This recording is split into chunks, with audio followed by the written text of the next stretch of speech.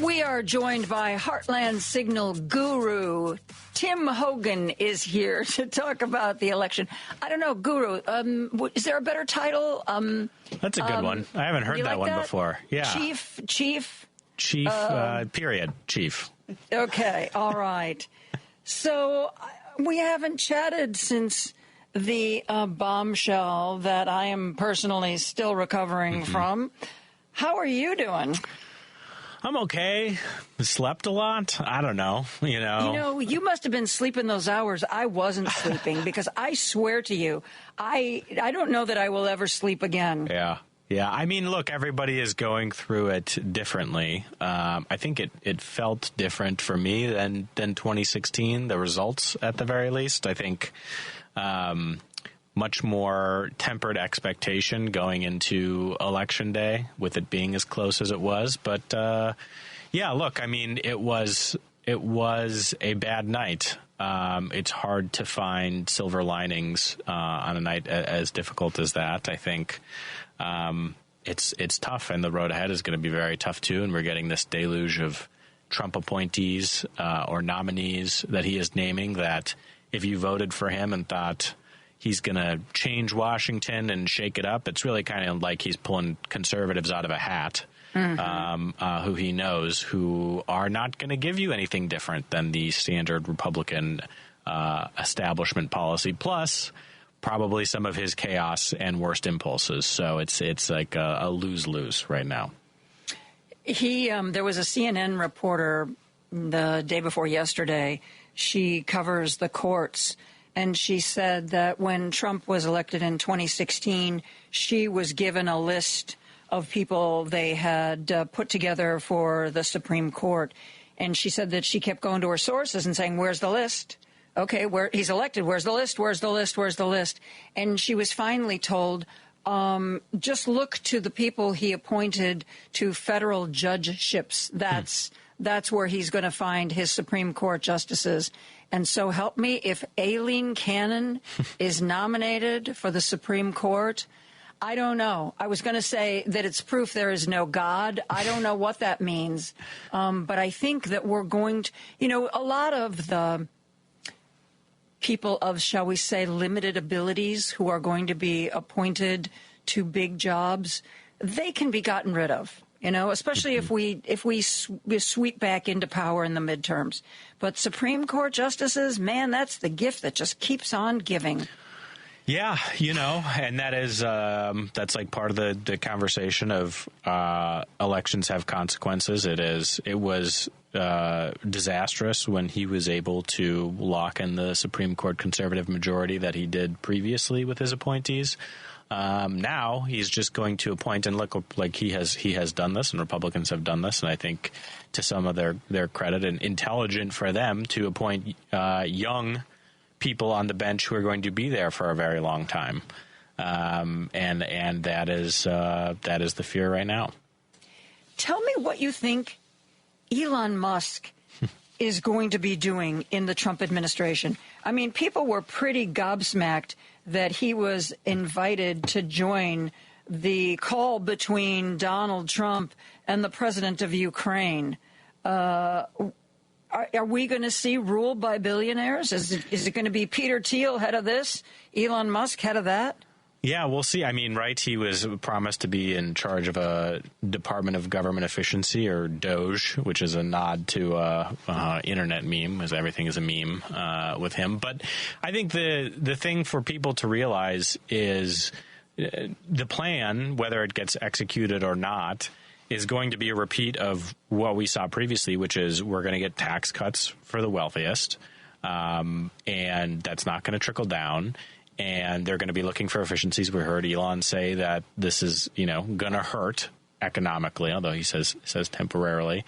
And that means a rollback further of the social safety net. We're going to pay for those tax cuts with either bigger deficits. Republicans don't care about deficits anymore, apparently.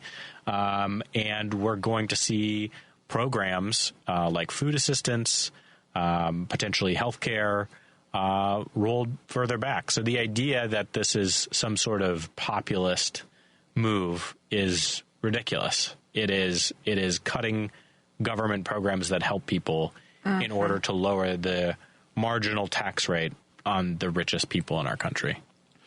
Is there, in Democratic circles, I realize right now we're all just beating ourselves up about what went wrong and what we should have seen and what we didn't see. But the connection, I mean, forget about Trump's connection with Putin. Elon Musk also seems to have a very strong relationship with Vladimir Putin. Shouldn't somebody be looking into that, you think? Yeah, I think there's a question of, like, what is this administration going to look like in terms of background checks, for access to classified information, whether or not that's going to be circumvented. And, yeah, I think we have to keep our guard up. I mean, we'll see, right, what happens. Don't mean that in an inactive way, but, like, we are still very early on in the after Trump winning, not yet in the Trump administration. We've heard that he had a call with Zelensky. I believe that we heard that he had a call with Putin. I don't want to get over my skis on that, but well, remember there was that report that came out of Trump's camp that Trump had a conversation with Putin and told him that he better not escalate things in Ukraine. Yeah, and then how many hours later? That didn't happen. Right. Yeah, that was kind of a lie. Right. Yeah. I mean, I think part of this, and this is not directly answering your question, but I think part of this for Democrats is we still have some thinking to do in analyzing why what happened. I think there are a lot of reasons. I think we can have a conversation about why we are where we are without blaming each other. I hope so. I'm so tired of us beating up on each other. Yeah. We did the best we could. Yeah. I really believe that. It is. I mean, like, look, I think there are things we could have done better. And there is a whole, question about how we promoted the things we promoted and how we passed the legislation we passed. And if it was enough to help people, if it was the right type of help, whether or not we, I think, zeroed in on one of the factors in this election, and it's just undeniable, and we should just accept that it was a huge factor, not only in American elections, but in elections across the globe that have affected right-wing, left-wing, centrist governments, which is that inflation was a killer for people. It really was, and that is a place that I think we start from. Again, other factors. And can ask ourselves what more we could have done there. And I think there is part of this, too, that recognizing that was a hurdle that is near impossible to overcome. I think there's a lot of soul searching for the party to do. But I don't think there's this one weird trick we could have done to make things better, and people closed their eyes and didn't do it. It's a painful election. And look, we are now in the position where we are no longer in power. And there are certain advantages that come with that because people were mad at incumbent governments across the globe. And it's time for us now to chart a new path. And, the responsibility for global trends, we try to buck them, we try to soften them. Now Trump gets to deal with them. Let's see if he has any actual solutions. How do you, when you're a Democrat and you're in a position to try to figure out what went wrong after an election, how do you factor in the fact that there is a real right shift, there is a real desire to vote out incumbents all over the world, and people were saying, hey, it's not just us. So how do you figure out, was there never any hope? Was it there was so much going on internationally that there was never any hope that it would be different here? Yeah. I mean, that's sort of the place where we are right now. It's like you get to all these think pieces, right? And I'm like, oh, yeah, this is really compelling. And then you get to the end and you're just like, all right, well, what were we supposed to do? I think there is, some people have said that maybe Vice President Harris in running her campaign, and just to be very clear, with 100 days, I think ran a good campaign. And I think with her at the top of the ticket, she is a reason that we were able to hold on to Senate seats in Michigan, Wisconsin, Nevada, and Arizona. I think it could have been way worse. I know there's no solace in that really for people. But could we have earlier on at the very beginning said, here is how a Harris administration plans to address inflation head on. And I'm not saying they didn't try to do that. I think they rolled out policy to talk about helping small businesses, to build housing, to do a whole host of different things. But it's a good question, Joan, and I'm not going to pretend that I have an answer because there was not a whole ton, I think, that is a legislative solution there. Like some people will look backwards and finger point and say, the American Rescue Plan was too big and maybe contributed to inflation by 1%. But that's tough to say, too. There were a lot of popular programs that we passed, whether it was an expanded child tax credit that helped cut child poverty in half, that we didn't make permanent, that maybe we should have made permanent, and a whole host of other policies that made healthcare more accessible. Having those be more permanent could be part of the solution. But the reality is it's also not to the question of, is there something we could have done now? It is a decades-long problem of things getting more and more expensive. And I think that is not just little things like groceries that people really started to feel, but long-term things that feel out of reach, and that's healthcare, childcare, college costs, housing. That requires some real creative thinking on how we help people there. And, again, it happens to be the case that Democrats were in power. People did not feel like we did enough. And they are willing to throw someone in there who they say, well, look, the economy, true or not, felt better 4 years ago. It's a tough thing to grapple with. It's not easy. What do you think the role of right-wing media was in this? Because what I saw some experts say was it's not that, the economy was bad or that inflation was bad. It was that people perceived that it was bad. And when they're watching Fox and they're listening to the iHeartRadio channels or they're watching a local Sinclair TV station and they get this slanted disinformation on a steady diet. Oh, if Fox is always telling them, I don't care, just it's bad. It's bad. Biden's bad. Inflation's bad. You're paying more. This isn't good, despite what the actual facts are. How much of a factor is this? And when, Tim, will the Democrats wake up and realize you got to fight fire with fire and start investing in some of these kinds of, like a chain, like Sinclair has over 200 local television stations, for goodness sake. Yeah. There's like at least half a dozen far right, medium right, cable news outlets. Right. It just doesn't seem like we have met this misinformation age. Yeah. I mean, there's, again, super gnarly questions for us to deal with, right? And I'm not going to pretend that I have all the answers, but since the election, everyone's been like, well, who's the Joe Rogan of the left? That's like the way it's been phrased, right? I think part of it is investment, right? Whether it's the Washington Free Beacon or the Daily Caller or the Washington Examiner or any of these other like local outlets too. There's investment there to create that media infrastructure. And we have to do that on the left as well. I don't think we're going to create a Joe Rogan. It's like someone who's, had a very, I'll say, interesting career from an actor to a host of Fear Factor to a UFC guy to someone who, has an extremely popular podcast on Spotify. But I would also say for us, those spaces are also not spaces that I think we should necessarily be afraid to go. Right.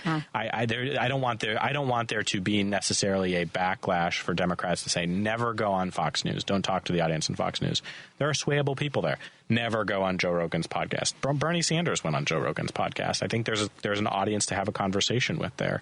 I think people leaving Twitter, I get it. I get why people want to leave Twitter. But go look at the active users in the lead up to the election, and everyone's made an exodus to Blue Sky. And it's like, a fraction of a percentage of activity there. We should try to build that, but it doesn't mean we should leave. We should not silo ourselves. We should not leave mixed spaces. We should not leave politically adjacent spaces. And I think part of it, too, is there is maybe some comfort for us, and this may be, I feel like, is a hard truth for Democrats and for liberals.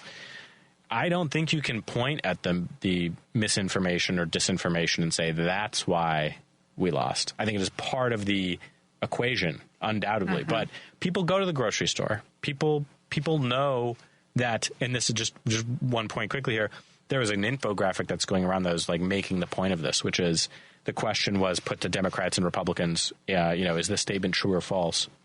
And the statement is like, inflation is currently in line with historical norms. And of course it is right now. It's at like 2%. It's not high at this moment. Republicans answered that question very differently than Democrats, and they said no, it is historically high. But it's about the perception of that question, and it is because they feel that it had been baked in over years when it was high. And I think the sometimes knee-jerk Democratic response to say there is, well, they answered the question wrong. But that approach doesn't work. You can't tell people they're answering the question wrong on how they feel about their pocketbook. And I know I'm not being super uplifting right now, but it just, to me, does not feel like the right way to go about communicating with people who feel hardship. I've been asking people to recommend to the listeners one or two sources of information. I mean, we've seen what happened. I think the New York Times did a poor job in the lead up to this election. We saw what happened with the LA Times and the Washington Post and their billionaire owners. So I've been asking people who are familiar with various kinds of media outlets, where do you go to get your information? And I know the best answer is always multiple sources, but what's one or two or three sources that you really trust, Tim, that you would recommend? This is more, I don't know why this is sticking in my head right now, and this is more of like from an operative lens, but Dan Pfeiffer, who's on Pod Save America, obviously they have a perspective, writes a Substack that's very good called Message Box, which I think is a very sober way of looking at the news of the day. But I would say, honestly, I would encourage, and this is maybe antithetical to what I would say, like long-term in terms of us building a media ecosystem, is like, do not feel uncomfortable reading information directly from the source of the other side. I frequently will start my day and look at what is happening with the New York Post, because that is an information pipeline for the right in a lot of different ways that saturates. Same thing with Fox News. And I don't say that to get your, I guess I'm answering your question a little differently. I'm not saying get your information there to form necessarily how you view your ideal form of politics, but to see what the other side is saying and what we have to push back on. And don't close yourself off. That would be my one plea to people right now, is do not close yourself off. Do not think you are better than other people. Do not look down on people who voted the other way, because we have to win people back. That is part of it. These folks some of them who voted for Trump, obviously, are hardcore Trump people. I'm not saying we're going to win 100% of them back. But we can't lock ourselves into a system that is only us talking to each other. And I realize, I'm saying this on WCPT, and I hope we have some I know we have some independent and right-leaning listeners.